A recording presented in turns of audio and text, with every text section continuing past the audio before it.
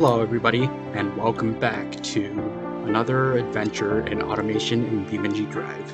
Today we are going to be building a classic muscle car from the 1960s. I think I'm going to set the model year to 1966. Now this is going to be a typical muscle car, big V8 engine, ladder frame chassis, solid rear axle, all of that jazz.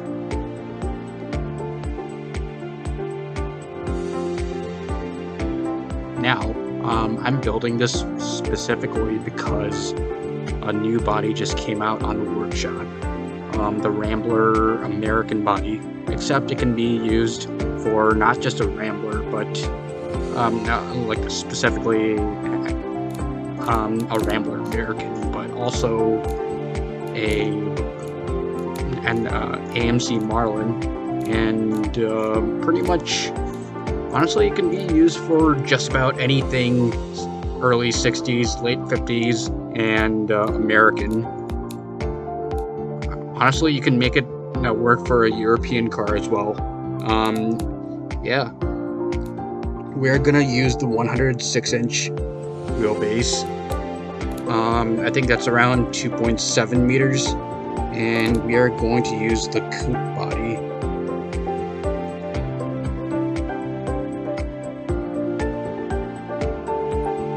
So far, so good.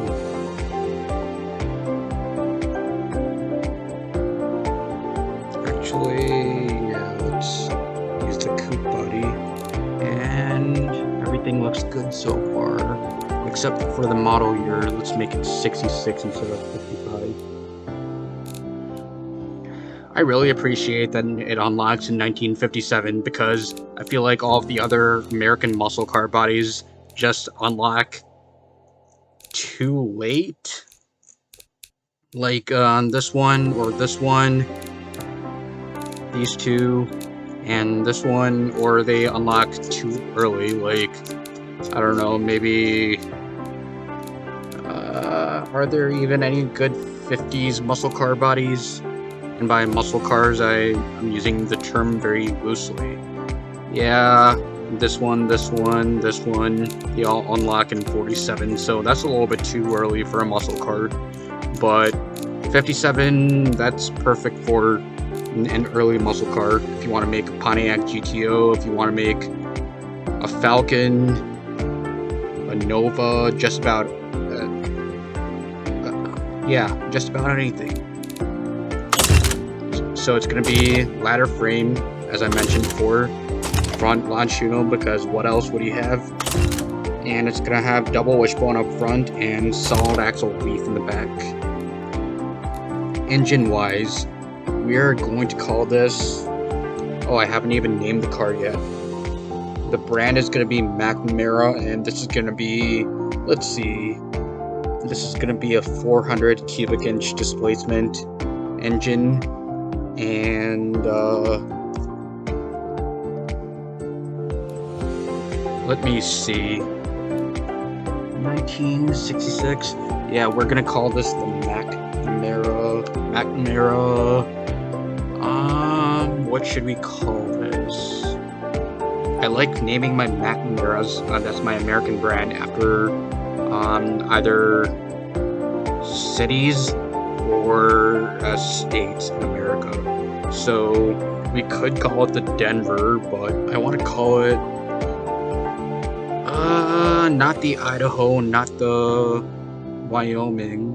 Let's do McNamara, Arizona. Yeah, that rolls off the tongue pretty nice. Arizona. Alright, so I'm gonna give this a nice big V8. Cast iron, push rod, cast iron, because what else would he have? 6.6 liters. Let's make it about square. 6602, good enough. Harmonic damper, cast iron. I think we're gonna go with forged internals, just because this is gonna be pretty high revving for an American engine. Let's do 80 springs and lifters, and I like to have my cams about 20 below the springs and lifters, so let's do 60 cam profile. 8-to-1 compression, that sounds about right for an American muscle car. With the carburetor, of course, it's gonna have.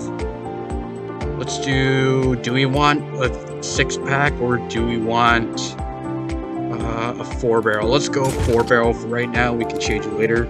Let's do standard mid intake and regular leaded fuel because we could go super, but okay, we're not going ethanol. There's no super leaded. Yeah, let's do leaded. And we're not doing avgas. Super leaded fuel wasn't really common in America at the time, so I think we're just going with regular leaded. I could do a super rich fuel mixture, but I want to get better than 10 miles per gallon, so I know that's not really a concern for a muscle car, especially in the 1960s when gas was practically free, but yeah, you might want to get better than 10 miles per gallon just because, I don't know, I just want to do it, deal with it. And let's see. Okay, so right off the bat, I'm not sure I like this very much. My main issue with it is that it's revving into a wall, and that's not very good for the power distribution. So, okay, I might need to take down the springs and lifters because it doesn't rev very high, frankly. What I could do is bring the cam profile down to 50 and the springs and lifters down to 60. Yeah, I could do that. We're still making a good 300 horsepower.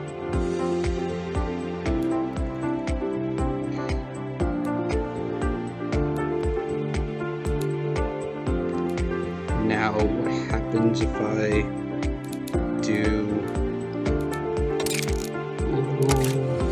not much difference. And we're actually losing power with the performance intake because it's better for higher revving applications, and this being a muscle car, it does not rev very high. Even for the 1960s, 5,000 RPM is nothing. Let's see.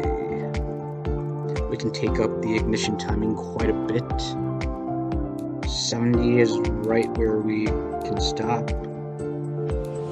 312 horsepower is very healthy for what amounts to not really a huge muscle car engine. I mean, you still have the Dodge Chrysler 426, the Ford 427, what was GM's engine at the time? I don't know. But yeah, the 440. You had the 440. You had what did the Pontiac GTO use? I'm not super familiar, but yeah, they were making around 350 horsepower, but to be honest, horsepower back then was just measured, the engine was essentially out of the car on a stand with all accessories disconnected, and yeah, that's how they measured power back in the day. So I'm not sure they were actually making 350, 400 horsepower or whatever they advertised. I'm thinking they were making more like 300 horsepower, maybe less than that. Do we want long tubular headers? Can we survive with short cast? Yeah, we can do long tubular for now.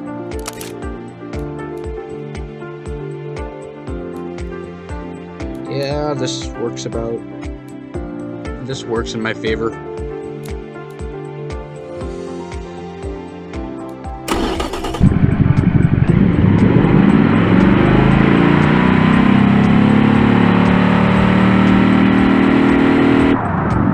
Oh, listen to that sound. Nothing like a good V8 engine to really get your automotive juices flowing. Can we do 70? Actually, let's do 69 because haha, funny sex number. Do we really want that much power though?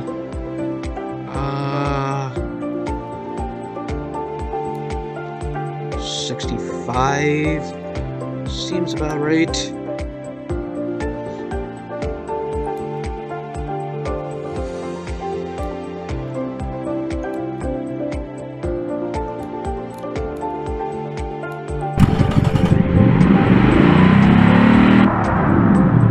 Oh, I still haven't named the trim or the submodel.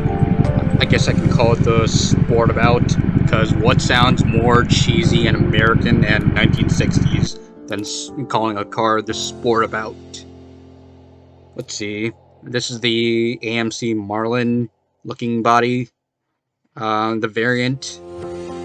And I've got to say, the modder did quite a good job in making it really accurate to the times, and just about everything he did with the body seems great.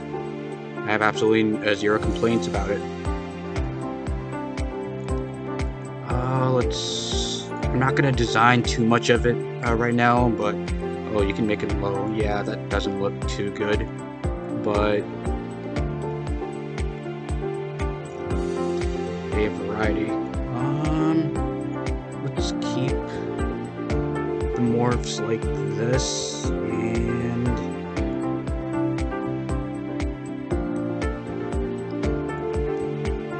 can we do this?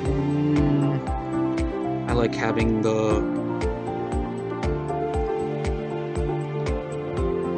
what I can do is, yeah, that looks a little bit better.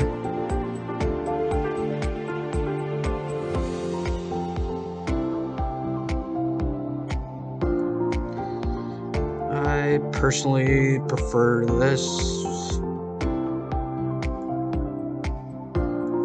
Oh well, we're not gonna design it right now. We're just fucking around with the morphs essentially.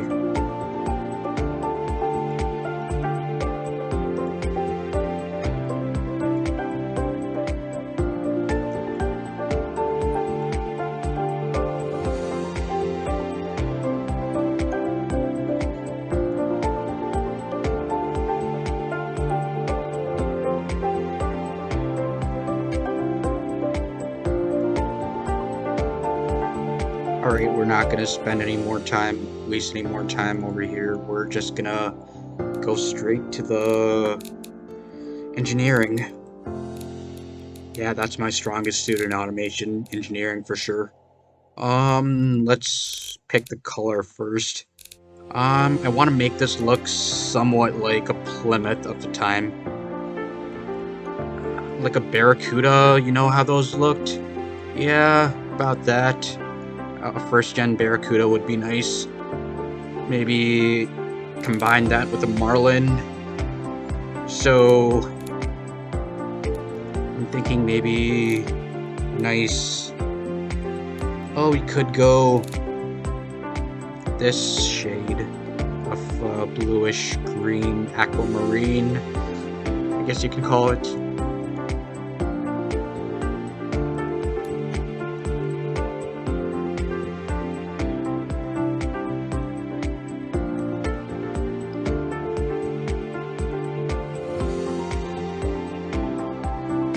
Alright, can do that. And let's see, let's make the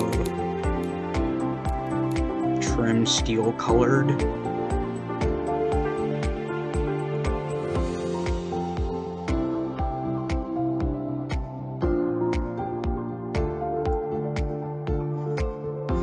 Yep, that looks just about right. Rear-wheel drive, of course. And we're gonna give this a 4-speed manual because 5 speeds, although they did exist back in the 60s, they weren't very common. I don't think any American cars had 5-speed manuals back in the day. So, with that said, what do we want to give the final drive? Yeah, let's do 3.6 to 1. You can still hit 130 miles per hour. then, but yeah, you don't need to go any faster in a classic muscle car.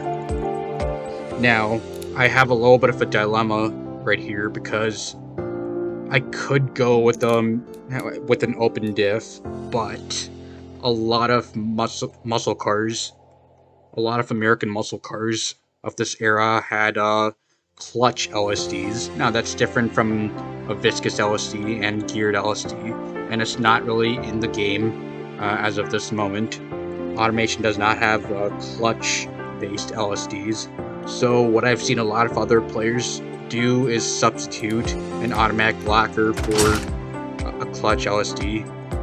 Now, that's not necessarily the most accurate thing to do, but it can definitely help with wheel spin a lot.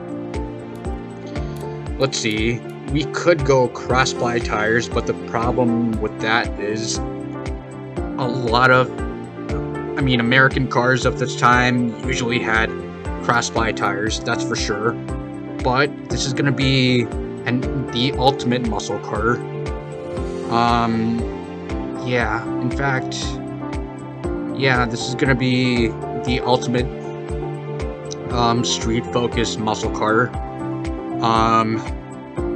And I really don't know if cross-ply tires are going to be able to handle all of this car's raw power. And I know that some cars of the era had optional radial tires, so yeah, automatic lockers and radial tires. They might not be the most historically accurate, but I do want to drive this car in BeamNG, and I do want it to handle well. So, with all of that said, I think going for a slightly historically inaccurate setup is going to be the way we go about things right here. It doesn't need to be perfectly historically accurate, I don't think so, but accurate enough is what we're going for over here. Now, sports compound tires. Yep, and let's decrease the rim size to 14 inches. That seems about right. Let's do 90 profile. We can do 225s rear. That's really the most you'd see American cars go back in the day. Unless you're talking drag tires. And let's space it out a little bit, but not the whole way, because we still want a little bit of no, it's poking through a little bit.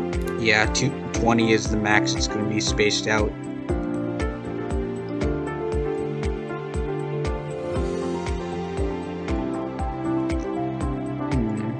Am I satisfied with how this looks? Well, not at all, considering that it's not been designed at all, but there's not too much I'm gonna complain about. Oh hey, it can do that. I did not know that. That's really cool. I'm definitely gonna use that.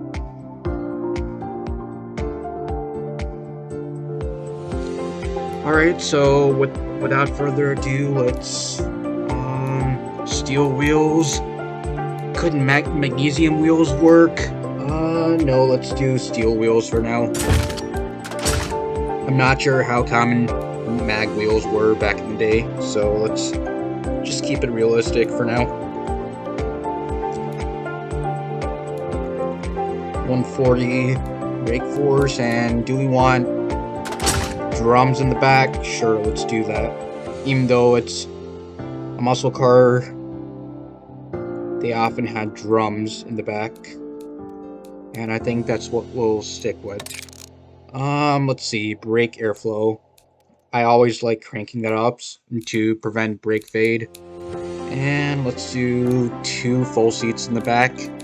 I hate in the automation update how you can't, like a lot of coupe bodies, you can't make them more than +2 in the back, which just It just kills stats, frankly, and I'm not a huge fan of it.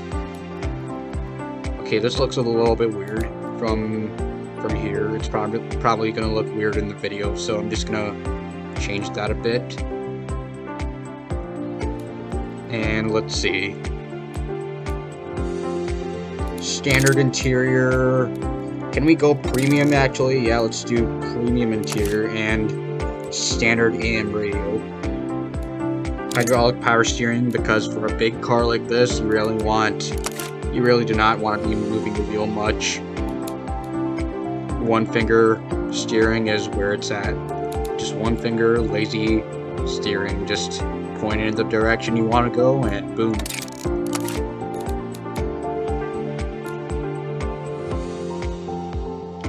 And let's see, let's go with the sport preset.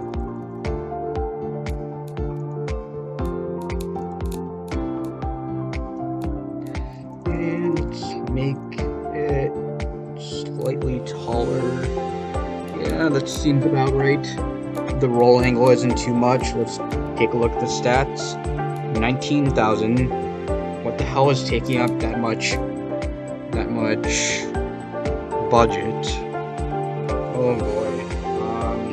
Yeah, I want to make it at least, well, not at least, less than 18,000. So we're gonna have to fix a couple of things, but honestly not too bad for a start.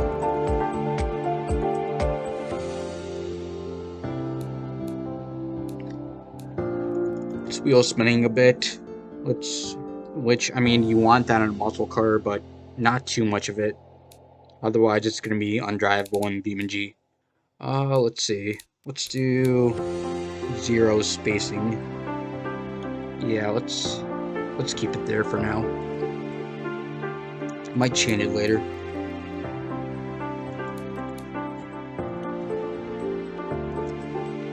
And let's see.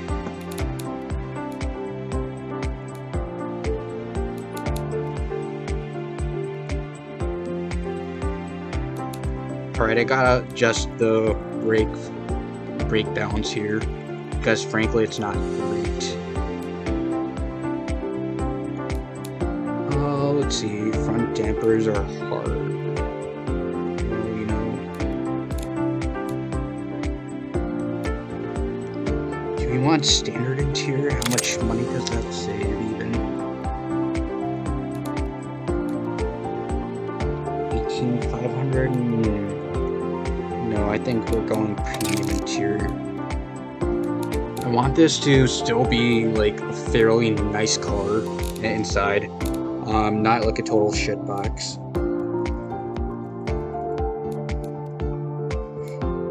I'm gonna make the roll angle a little bit more by yeeting the rear sway bars, and I'm gonna make this nice and soft.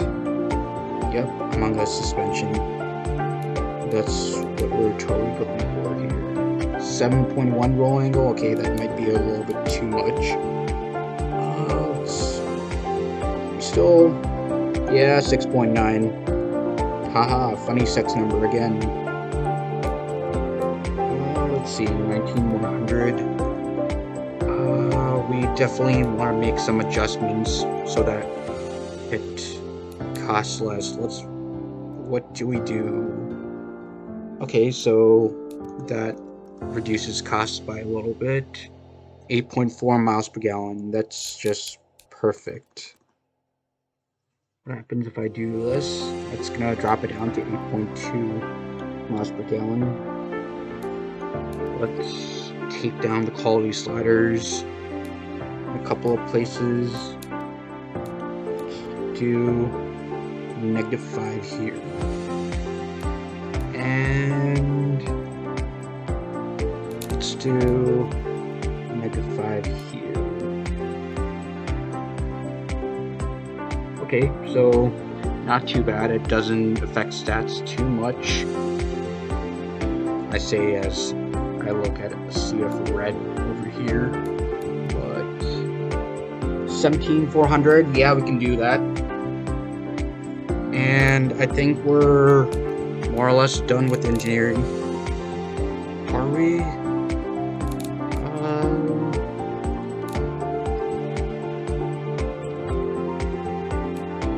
don't really see anything sticking out. Let's maybe... What I could do is make it a little bit less crappy. And 17,700.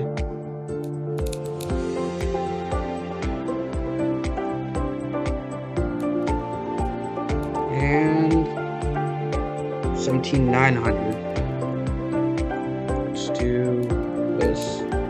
Yeah, don't want quality sliders more than maybe 3. Yeah, that looks about right. 17,900 for a muscle car. That's about what they cost back in the day. You could get a Dodge Charger, Plymouth Roadrunner, stuff like that for around sub 20k bucks. And I think I'll see you guys later. I'll do the design right about now.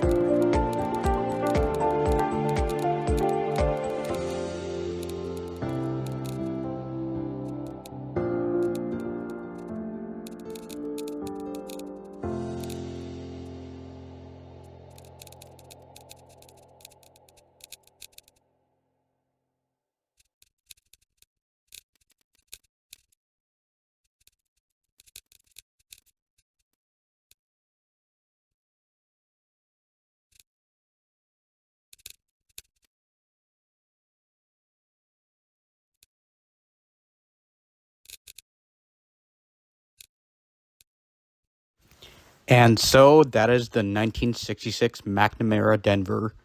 It's a classic muscle car with a rather unique look, but I do believe that it has turned out pretty well, with a unique shape reminiscent of the AMC Marlin and the Plymouth Barracuda, and some pretty detailed styling inside and out.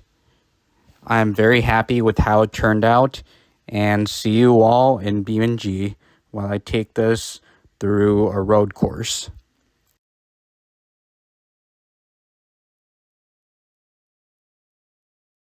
So here we are in BeamNG with the 1966 McNamara Denver, a classic muscle car. Now, I chose this road course because it's perfect scenery-wise for the open road feel that you want to get out of the muscle car driving experience.